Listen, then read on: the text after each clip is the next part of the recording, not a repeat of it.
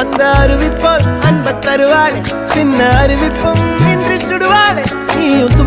தும்மிடி ஆயுசு நூறாக என் உயிர் உன்னோட பத்திர சொத்தாக என் பார்வை உன்னோடு உன் பொம்மை கண்ணோடு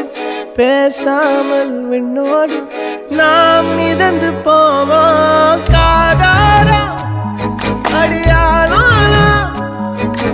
நான் தாங்க மாறோடு